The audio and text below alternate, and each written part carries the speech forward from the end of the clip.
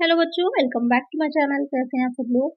आप लोग के लिए जो उत्तराखंड में असिस्टेंट अकाउंटेंट की वैकेंसी आ गई है, जिसकी मैंने पहले ही वीडियो अपलोड कर दी है, जिसमें नोटिफिकेशन आपका जो आया है, आपके फॉर्म फिलिंग का किस तरह से आपको फॉर्म भरना है, सारी चीज़ें वहाँ पर क्लियर हो गई हैं। साथ ही सिलेबस भी आप लोग का ऑफिशियल आ गया है, सिलेबस भी मैंने डिस्कस किया है आप लोग के साथ। आई होप आपने वो वीडियो देख ली होगी। उसी को ध्यान में रखकर अब आप लोग की वीडियोस आ रही हैं। आज की वीडियो में हम पढ़ेंगे फाइनल अकाउंट्स के बारे में, कि फाइनल अकाउंट्स कितने तरह के होते हैं, कौन कौन से उसमें इंक्लूड होते हैं, क्या क्या चीज़ इंपॉर्टेंट है, कौन से क्वेश्चन वहाँ से आपके बन सकते हैं। तो आज की वीडियो बहुत ही अच्छी और इम्पोर्टेंट होने वाली है, तो इसके लिए चैनल को सब्सक्राइब जरूर से कर लीजिए कि इसी तरह आपकी वीडियो और भी आगे आपको मिलती रहे और जितना भी आपका सिलेबस है वो लगभग कवर हो जाएगा इसमें। तो आज शुरू करते हैं। उसमें 150 तक आपके क्वेश्चन कंप्लीट हो गए थे प्रीवियस वीडियो में। आज हम 151 क्वेश्चन से स्टार्ट करेंगे। तो पहला क्वेश्चन है यहाँ पर कि अंतिम खाते में तैयारी शामिल है, यानी कि जब हम फाइनल अकाउंट्स को प्रिपेयर कर लेते हैं तो उसमें क्या चीज उसकी प्रिपरेशन में इंक्लूड होती है। Trading account, profit and loss account, balance sheet, all of that. तो जब हम लेजर तैयार कर लेते हैं, सबसे पहले तो हम जर्नल बनाएंगे, कैश बुक बनेगी, लेजर बनेगा, ट्रायल बैलेंस बनाएंगे। उसके बाद हमारे आते हैं फाइनल अकाउंट। तो जब हम फाइनल अकाउंट की तरफ आते हैं तो वहाँ पर कौन कौन से अकाउंट बनते हैं, तो वहाँ पर आपका ट्रेडिंग भी बनता है, लाभ हानि खाता, बैलेंस शीट और आपके ये तीनों ही अकाउंट इसमें तैयार किए जाते हैं। तो यहाँ पर एक आंसर होगा यहाँ पर आपका option D, all of the above. जो हम ट्रेडिंग अकाउंट बनाते हैं, इससे हमारा निकल करके आता है ग्रॉस प्रॉफिट। इसको भी ध्यान में रखिए, कभी कोई क्वेश्चन ये भी पूछ सकता है कि नेट प्रॉफिट कहाँ से निकलता है, ग्रॉस प्रॉफिट कहाँ से निकलता है। ट्रेडिंग अकाउंट से हम ग्रॉस प्रॉफिट तक पहुंचते हैं, उसी ग्रॉस प्रॉफिट को लेके हम प्रॉफिट एंड लॉस अकाउंट बनाते हैं, तो उससे हमें नेट प्रॉफिट मिलता है। तो यहाँ पर इन दोनों चीजों से हमें प्रॉफिट मिलता है, एक से ग्रॉस प्रॉफिट, एक से नेट प्रॉफिट। बैलेंस शीट जो होती है, बैलेंस शीट में हमारे पास जो भी लायबिलिटी और एसेट होती है, हमारे पास जो कैपिटल है, उन सब के बारे में हम वहाँ पर उसकी स्थिति समझ लीजिए, एक तरह से पूरी तरह आपके जो ऑर्गेनाइजेशन है, जो बिजनेस है, उसके फाइनेंशियल स्टेटस को पूरी तरह शो करती है बैलेंस शीट। किसी एक स्थिति पर, किसी एक अवधि में, किसी एक अवधि की, किसी एक पीरियड की जो भी आपके पास लायबिलिटीज हैं, कैपिटल है, एसेट है, उसको किसी एक स्थिति पर दिखाती है, वो हो जाती है बैलेंस शीट। तो यहाँ पर ये तीनों ही चीजें इसमें शामिल होती हैं। तो करेक्ट आंसर होगा ऑप्शन डी। चलिए नेक्स्ट क्वेश्चन देखते हैं। नेक्स्ट क्वेश्चन है, आय विवरण का हिस्सा है जो किसी दिए गए लेखांकन अवधि के लिए सकल लाभ हानि का पता लगाने के लिए तैयार किया जाता है। Dash is the part of income statement which is prepared to ascertain the gross profit and loss for a given accounting period. Manufacturing account, profit and loss account, balance sheet, trading account. Question क्या कह रहा है कि इसमें से जो option दे रखे हैं कौन होगा, वो इनकम स्टेटमेंट का एक पार्ट होता है जो कि ग्रॉस प्रॉफिट या फिर ग्रॉस लॉस को पता लगाने के लिए किसी एक अकाउंटिंग पीरियड में, किसी एक लेखांकन अवधि में तैयार किया जाता है। तो अभी मैंने आप लोग को फाइनल अकाउंट्स के बारे में थोड़ा सा समझा ही दिया कि क्या चीजें होती हैं। ग्रॉस प्रॉफिट निकालने की बात आ रही है, सकल लाभ हानि। तो सकल लाभ हानि हम किसमें निकालते हैं, जो ट्रेडिंग अकाउंट, जो व्यापारिक खाता बनाते हैं, वहां से हमको ग्रॉस प्रॉफिट पता चलता है। तो एक आंसर हो जाएगा ऑप्शन डी। तो इस चीज को ध्यान में रखिएगा, ये किससे नेट प्रॉफिट निकलता है, किससे ग्रॉस प्रॉफिट निकलता है। इस सारे क्वेश्चन आपके बनते हैं। चलिए नेक्स्ट क्वेश्चन है। नेक्स्ट क्वेश्चन है यहाँ पर कि ट्रेडिंग खाते में अंतिम स्टॉक को डैश पर दिखाया जाता है। In trading account closing stock is shown as cost price, net realisable value, ARB whichever lower, ARB whichever higher. तो यहाँ पर जो कह रहा है कि जो आप ट्रेडिंग अकाउंट, व्यापारिक खाता तैयार करते हैं, तो उसमें क्लोजिंग स्टॉक जो होता है वो किस मूल्य पर, किस वैल्यू पर दिखाया जाता है। तो यहाँ पे ध्यान में रखिएगा कि लागत मूल्य उसका, या फिर शुद्ध वसूली योग्य मूल्य, या फिर ये भी लिखा हो सकता है बाजार मूल्य, मार्केट प्राइस भी लिखा हो सकता है। तो दोनों में जो भी कम होता है उस टाइम पर, अगर कॉस्ट प्राइस कम है तो कॉस्ट प्राइस पे दिखा दिया जाएगा, मार्केट वैल्यू या फिर रियलाइजेबल वैल्यू कम होगी तो उस पर दिखा दिया जाएगा। तो यहाँ पर करेक्ट आंसर हो जाएगा ऑप्शन सी। और ये बहुत ही इंपॉर्टेंट क्वेश्चन है, ये बहुत बार एग्जाम में पूछा गया है, इसको जरूर से ध्यान में रखिएगा। तो क्वेश्चन बहुत रिपीट होता है अलग अलग एग्जाम्स में। करेक्ट आंसर हो जाएगा ऑप्शन सी। और इसमें जो आप लोग के प्रीवियस ईयर में पेपर हुए हैं उसकी सीरीज भी बहुत जल्द अलग से आएगी, जहाँ पर जो भी प्रीवियस के पेपर्स हुए होंगे वो भी मैं सॉल्व करवाऊंगी आप लोग को, जिससे कि आप लोग को ये आइडिया लगे कि किस तरह के पेपर क्वेश्चन आते हैं, किस तरह से आपको तैयारी करनी, लेवल क्या रहता है। तो वो भी आपकी बहुत जल्द आएगा। चलिए नेक्स्ट क्वेश्चन लेते हैं। नेक्स्ट क्वेश्चन है, बेची गई वस्तुओं के विक्रय मूल्य और लागत मूल्य के बीच का अंतर है। Dash is the difference between the selling price and cost price of goods sold. कि जब आप किसी भी प्रोडक्ट को, किसी चीज को, किसी गुड्स को बेचते हैं, तो वहाँ पर जो सेलिंग प्राइस उसका होता है, यानी कि जो सेल्स होती है, और जो आपके कॉस्ट होती है उनके बीच का डिफरेंस क्या कहलाता है। तो यही क्वेश्चंस होते हैं, वहाँ पर आकर अलग अलग तरह से पूछे जाते हैं। तो बीच का डिफरेंस, तो यहाँ पर एक चीज़ ध्यान में रखिएगा, ज़रूरी नहीं है कि जो सेलिंग प्राइस है वो हमेशा आपका ज़्यादा ही रहे। कभी कभी ऐसा भी होता है कि कॉस्ट प्राइस हमारा ज़्यादा हो जाता है, हमको कम में सेल करना पड़ रहा होता है। तो ऐसे सिचुएशन में आपको क्या हो सकता है, हानि। यहाँ पर ज़्यादातर बच्चे क्या करेंगे, ग्रॉस प्रॉफिट लास्ट लगा टिक कर देंगे, जो कि गलत हो जाएगा। आपका ग्रॉस प्रॉफिट भी हो सकता है और ग्रॉस लॉस भी हो सकता है, दोनों ही चीज़ें हो सकती। ये तो एक उसका फार्मूला है, ये एक फार्मूला है निकालने का कि ग्रॉस प्रॉफिट कैसे निकाला जाता है। लेकिन यहीं पर अगर कॉस्ट ज़्यादा हो जाए और सेल कम हो जाए, ये चीज़ यहाँ पर आ जाए और ये यहाँ पर आ जाए, तो यहाँ पर क्या होगा, ये ग्रॉस प्रॉफिट ना होकर के आपका ग्रॉस लॉस निकल करके आएगा। तो यहाँ पर दोनों ही कंडीशंस हो सकती हैं, लाभ भी हो सकता है, हानि भी हो सकती है। तो एक आंसर हो जाएगा यहाँ पर ऑप्शन सी। तो इस तरह के क्वेश्चंस को दूर से ध्यान में रखिएगा, ये आप लोग के लिए इम्पोर्टेंट है। यहीं पर बहुत ही छोटे से है, इजी से क्वेश्चन है लेकिन मिस्टेक हो सकती है। चलिए नेक्स्ट क्वेश्चन लेते हैं।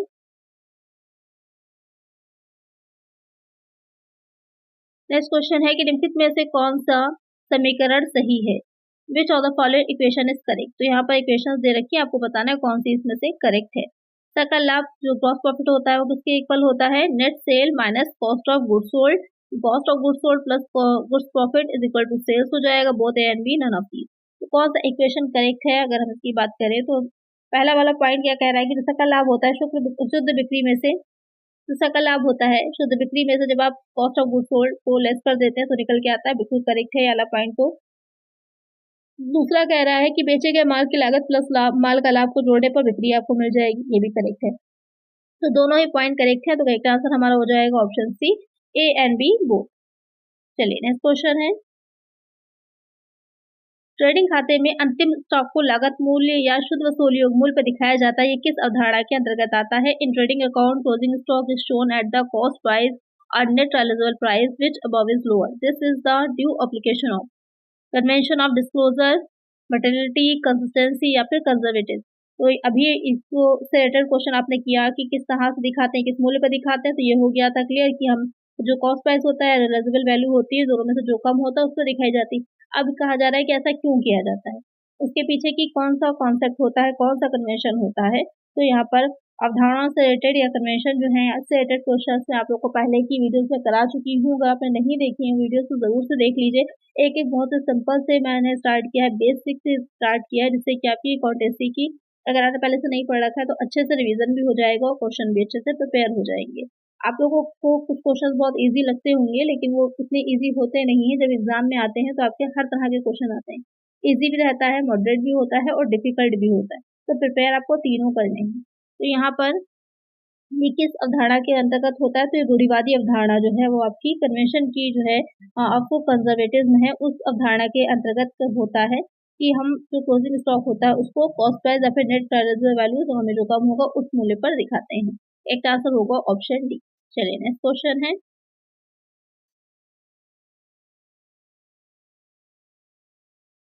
ट्रेडिंग खाते द्वारा प्रकट किए गए सकल लाभ या सकल हानि को डैश में स्थानांतरित किया जाता है। ग्रॉस प्रॉफिट और ग्रॉस लॉस और revealed by trading account is transferred to balance sheet, profit loss account, manufacturing account, profit and loss appropriation account. तो यहाँ पर क्वेश्चन कह रहा है कि ट्रेडिंग अकाउंट से जो हमने ग्रॉस प्रॉफिट को निकाला है, ग्रॉस प्रॉफिट निकल गया है, तो वो कहाँ जाता है। तो अभी मैंने आपको बताया ही था, तो उस ग्रॉस प्रॉफिट से हम प्रॉफिट एंड लॉस अकाउंट तैयार करते हैं और उस प्रॉफिट एंड लॉस अकाउंट से हमारा क्या निकलता है, जो नेट प्रॉफिट होता है वो निकलता है। एक आंसर हो जाएगा ऑप्शन बी।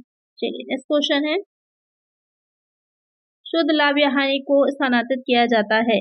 नेट प्रॉफिट और loss is transfer to drawing account, capital account, suspense account, none of them. बहुत अच्छा क्वेश्चन है कि अब आपने ट्रेडिंग अकाउंट से हमने निकाला ग्रॉस प्रॉफिट, ग्रॉस प्रॉफिट से निकाला हमारा नेट प्रॉफिट, अब नेट प्रॉफिट जो आया है उसको आप कहाँ दिखाएंगे। तो जो नेट प्रॉफिट होता है उसे हम कैपिटल अकाउंट में दिखाते हैं, जो आपका पूंजी खाता होता है वहां पर उसे ट्रांसफर किया जाता है। अभी आगे क्वेश्चन जब आएंगे पार्टनरशिप से रिलेटेड तो वहां पर आप देखेंगे कि कैसे कैपिटल अकाउंट बनाया जाता है, कैसे करंट अकाउंट बनाया जाता है, वहां पर क्या क्या चीजें उसमें ट्रांसफर की जाती है, वो सारी चीजें वहां डिटेल में हम समझेंगे।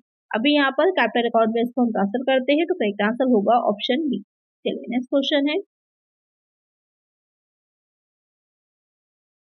निम्नलिखित में से कौन सी व्यवसायिक इकाई ट्रेडिंग खाता तैयार नहीं करेगी। Which of the following business initiative will not prepare trading account. Banking companies, insurance companies, investment companies, all of them. तो यहाँ पर क्वेश्चन कह रहा है कि कौन सी ऐसी कंपनीज हैं जो ट्रेडिंग अकाउंट को नहीं बनाती हैं। कौन सी ऐसी कंपनीज होंगी, तो कुछ कंपनीज ऐसी होती हैं जो आपके मैन्युफैक्चरिंग अकाउंट बनाती हैं या अलग तरह के और भी अकाउंट्स होते हैं वो बनाती हैं। तो कौन सी ऐसी कंपनीज हैं इसमें से, हो सकता है तीनों हो सकता है कोई एक हो, जो ट्रेडिंग अकाउंट नहीं तैयार करती। तो इसका आंसर आप लोग मुझे कमेंट करिएगा। ये आपका SW का क्वेश्चन रहेगा, बहुत ही अच्छा और इम्पोर्टेंट क्वेश्चन है, तो इसका आंसर आप लोग मुझे कमेंट करेंगे। चलिए नेक्स्ट क्वेश्चन लेते हैं। यहाँ पर क्वेश्चन है आपका, बैलेंस शीट के दोनों पक्षों का योग निम्न समीकरण के कारण सहमत होना चाहिए। The total of the two sides of the balance sheet must agree because of the following equation. यहाँ पर आपकी इक्वेशंस दे रखी हैं अकाउंटिंग की। आपसे पूछ रहा है कि दोनों साइड इक्वल होते हैं, ये किस इक्वेशन से हमें पता चलता है। तो यहाँ पर आपकी कोई एक सही हो सकती है या फिर तीनों सही हो सकती है, तो क्या सही रहेगा ये देखते हैं। इसमें asset is equal to liabilities minus capital. Asset जो होती है, जब हम लायबिलिटीज में से कैपिटल को माइनस करते हैं तब निकलती है, रॉन्ग है, गलत हो जाएगा। Asset is equal to liabilities plus capital. Asset है, लायबिलिटी और कैपिटल एक साइड करेक्ट है। जो आप बैलेंस शीट तैयार करते हैं तो उसमें एक साइड आपकी लायबिलिटी होती है और एक साइड आपकी एसेट होती है। लायबिलिटी में हमारी लायबिलिटीज प्लस कैपिटल होती है और एसेट में आपकी फिक्स एसेट होती हैं, करेंट एसेट होती हैं, फिक्टिशियस होती है, कई तरह की रहती है। तो यहाँ पर ये वाला P पॉइंट ही आपका करेक्ट हो जाएगा। लेकिन C भी देख लेते हैं। Asset is equal to fix asset plus current asset. Correct है आपका कि एसेट जो होती हैं fix asset plus current asset दोनों को मिला करके दिखाया जाता है। तो यहाँ पर लेकिन हम बात कर रहे हैं जो समीकरण होता है, जो आपकी इक्वेशन होती है बैलेंस शीट की, तो उस इक्वेशन के अकॉर्डिंग अगर हम देखेंगे तो हमारा B वाला पॉइंट जो है वो ज्यादा आपका करेक्ट आंसर जा रहा है। तो ये हमारा ऑप्शन B जो है वो करेक्ट होगा। कई बार ऐसा होता है एग्जाम में कि आपके कुछ क्वेश्चंस ऐसे दे रखे होते हैं जहाँ पर आपको बेस्ट आंसर देखना होता है, क्योंकि यहाँ पर ये वाला पॉइंट आपका सीधे सीधे गलत है, तो सभी आपके तीनों पॉइंट करेक्ट नहीं हो सकते, तो बी ऑप्शन ज्यादा करेक्ट होगा। चलिए नेक्स्ट क्वेश्चन है। अगर हम बात करें इसमें कि अकाउंटिंग इक्वेशन कौन कौन सी हैं होती हैं, क्योंकि एग्जाम में आपके पूछी जाती हैं। अभी जो आपको SSC का एग्जाम हुआ था यूपी में, ऑडिटर और असिस्टेंट अकाउंटेंट का, वहाँ भी क्वेश्चन आपको पूछा गया था। तो अकाउंटिंग इक्वेशन की अगर हम बात करें तो ये मेनली आपकी तीन अकाउंटिंग इक्वेशन होती हैं। Asset is equal to capital plus liability, capital is equal to asset minus liability और liability is equal to asset minus capital. इसको दूर से याद कर लीजिए, ध्यान में रखिए, स्क्रीनशॉट ले लीजिए। ये आपके क्वेश्चन इससे बनेगा या इस तरह के इक्वेशन दे रखे होंगे तो आपको आंसर देखना होगा। यही मेन आपके अकाउंटिंग इक्वेशन है जो कि जिस पर की बैलेंस शीट आपकी प्रिपेयर की जाती है। चलिए नेक्स्ट क्वेश्चन लेते हैं। उत्पादित वस्तुओं की लागत या उत्पादन की लागत का पता लगाने के लिए तैयार किया जाता है। Is prepared for ascertaining the cost of goods produce और cost of production, trading account, manufacturing account, profit and loss account, purchase account. Question यहाँ पे कह रहा है कि वस्तुओं की लागत को, जो हमारे पास गुड्स होते हैं उनकी क्या कॉस्ट आई है, उसको पता लगाने के लिए जो अकाउंट तैयार किया जाता है, फिर जो कॉस्ट ऑफ प्रोडक्शन जिस तक पहुंच सकते हैं, वो कौन सा अकाउंट होता है। बहुत ही सिंपल सा है, वो आपका विनिर्माण खाता मैन्युफैक्चरिंग अकाउंट होता है।